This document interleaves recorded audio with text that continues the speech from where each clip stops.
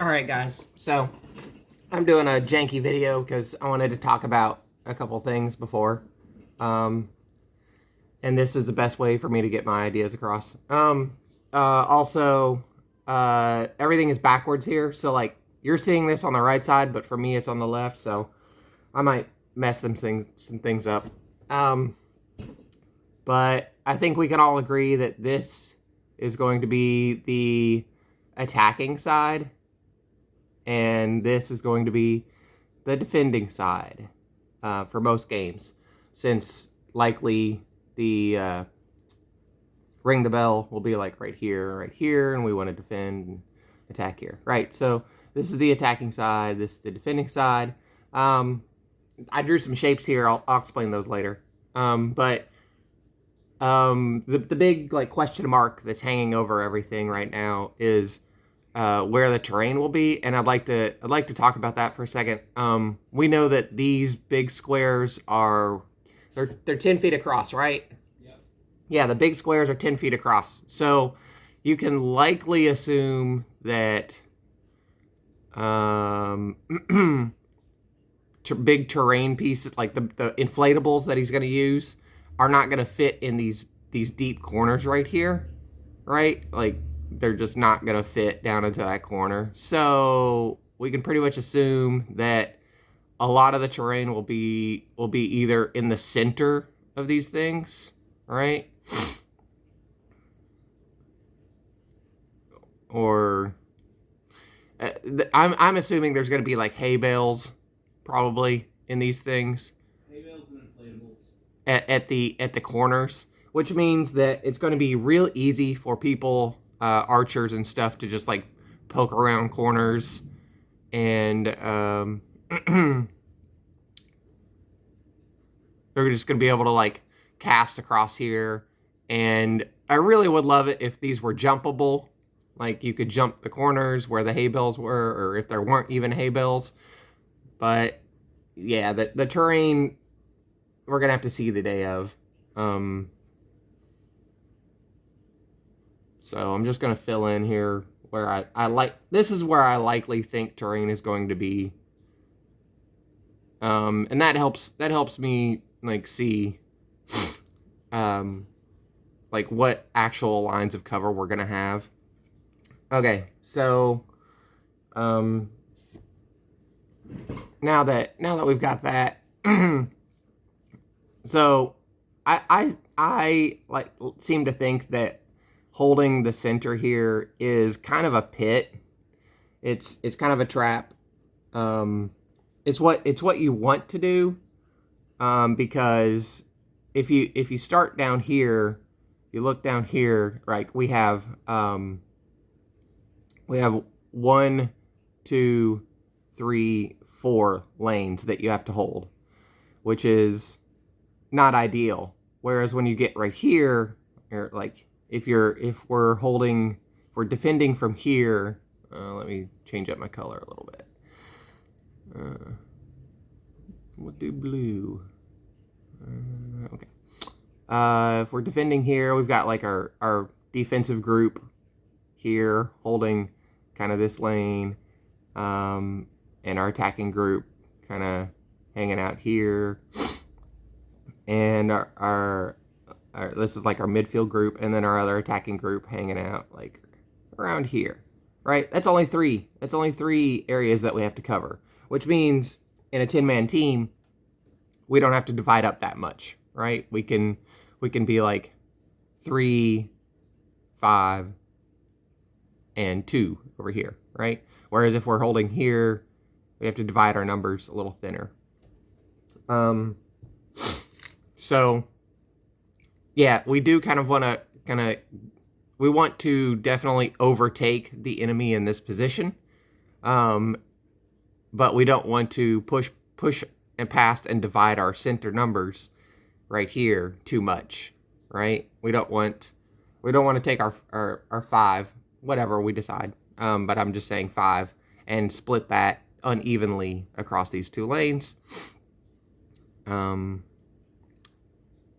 So I think generally the game plan should probably be defending here, doing whatever it takes to defend this point, right? And then we want to crush them here. We want to do as much damage as possible. And then from there, once we've crossed that threshold, then this team is free to do what they need to do. The real important thing with this team is I don't want this team to get too far forward over here, right there. You don't want this team to be dominating this side of the field, of the attacking side, too badly, because the better they're doing over here, the worse we're doing here in the center.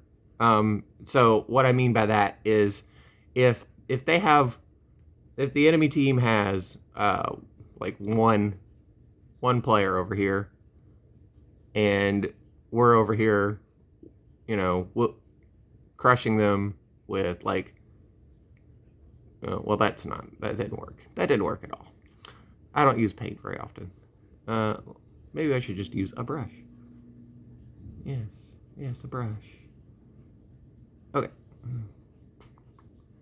Yeah, so we got, I'm still on circles. Okay. Yeah, we got 2 over here. They only have 1 over here. They have 9 other people somewhere on the field.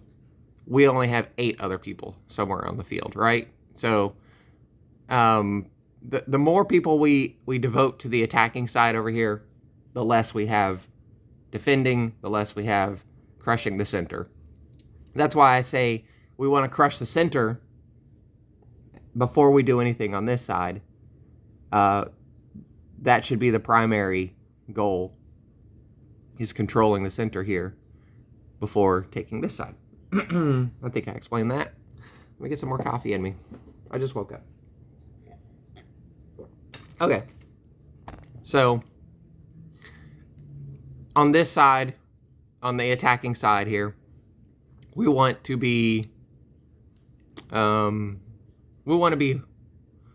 holding the attacking side, preventing them from flanking as much as possible, right? So they're going to be attacking down this lane. We don't really want to be overtaking it. We just kind of want to be holding it with as little as necessary, or we can win it, but with as little as necessary. You understand what I'm saying? We don't want to be over, like, just slamming it from the get-go, because that means we're detracting from over here, like, right? So before, where you guys wanted like 4 people attacking down that lane, that only left us 6 or whatever over here. It's not enough really to hold, because when you're over here, you're furthest away from the defending side. So that's what these squares represent, right? So let me use an arrow here. Okay, so once we're attacking this side, oh god, that's a jank arrow.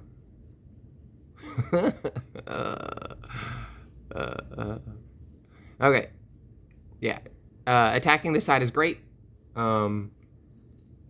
with as little as possible, but these squares represent like danger zones, or they're you don't really return from these zones, right? So if you go into this area here, let's say one of our Errant Dawn members or 2 of our Errant Dawn members they're just hanging out in here.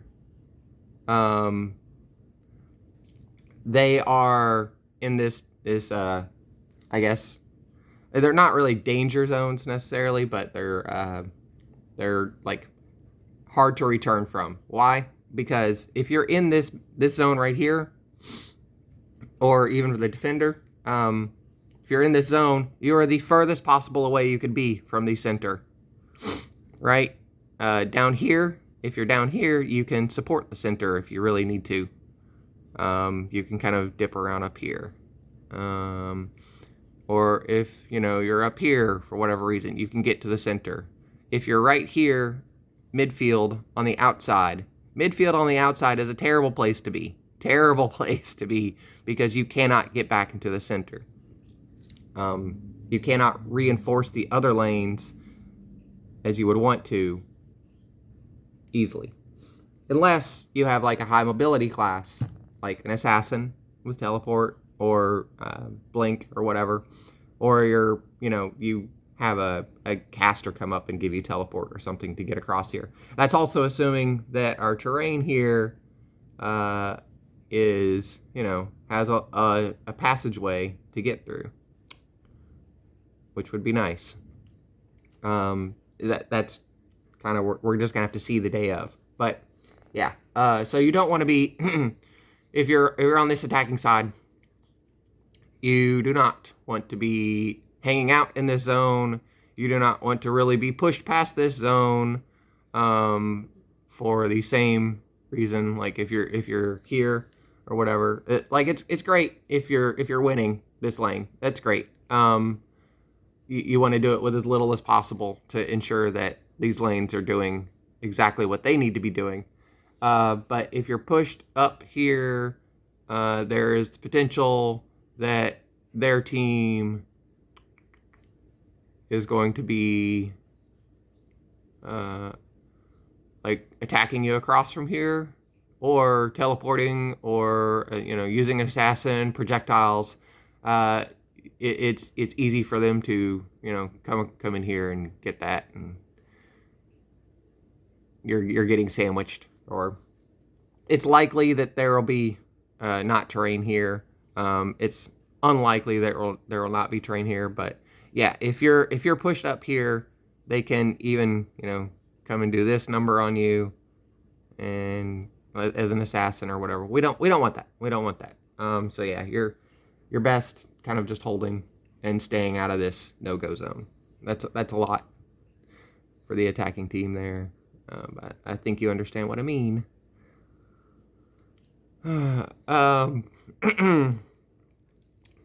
Let's see.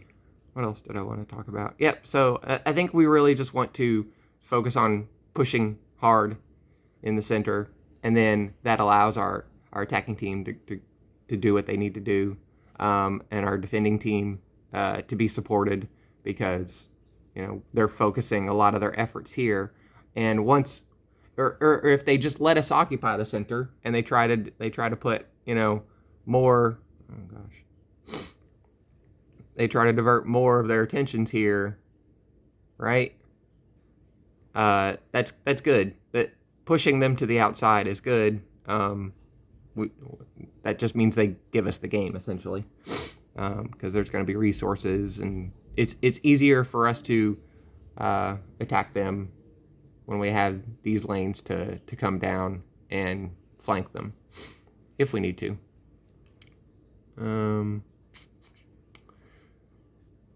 Let's see. Okay, so I've got these green zones here. These are what I consider like the most important areas to control in the game. You want to control the center, but let's say the center falls. Let's just talk about the eventuality that maybe the center falls. Then we're going to be pushed back into this area, which is bad, because now our numbers are split up. Right, we're trying to hold 4 lanes over here, 1, 2, 3, 4. But you want to control these areas right here at all cost, because I'm assuming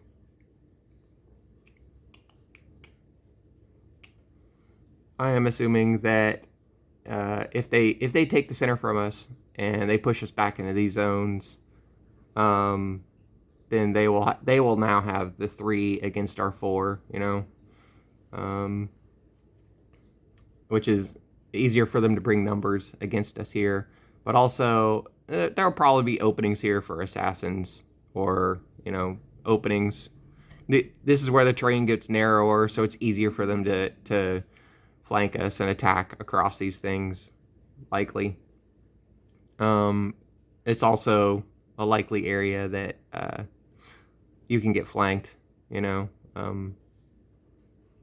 Like if this side, if we lose this side for whatever reason, you know, now they're attacking us from these angles. Not good. Definitely not good. It's kind of a, if you're losing, you're going to lose harder if you're holding these zones, but we want to control them even when we're winning, because these areas are very important. They allow a support, like let's say we've got a scout, right? Let's say he's going to be on the defending side right here. Oh, I don't like that. I don't like that. All right. Scout. There's our scout buddy. Okay. Our scout can now... whatever. It was green. Anyway, they're attacking across this line here. Our scout can be putting projectiles into this line. Our scout can be dispelling when they're trying to attack across. You know, if there's visibility and no terrain, they can dispel across. They can use that tracking really, really well. Let's say they hold the center now for some reason, and they're trying to send an assassin across or something across here. That scout can track. It's really good for a scout to kind of hang out in the zone and support the defense, and also have their toolkit available to attack. But you don't really want to hang out too much in the zone because we all kind of want to hold the center. Yeah, but I just see these areas as like important to... it's important for us to control, but not necessarily hang out in, because we want to group our numbers together here and here so that we have a huge force, you know, fighting here over the center. You know, that means our supports can support multiple peoples as opposed to, like, you know, two or one person divided up in these lanes over here. I think I've covered pretty much everything that I wanted to talk about. Yep. So hopefully we'll know more when we see the terrain at Bridge Wars. But yeah, I just wanted to get these thoughts out there for everyone.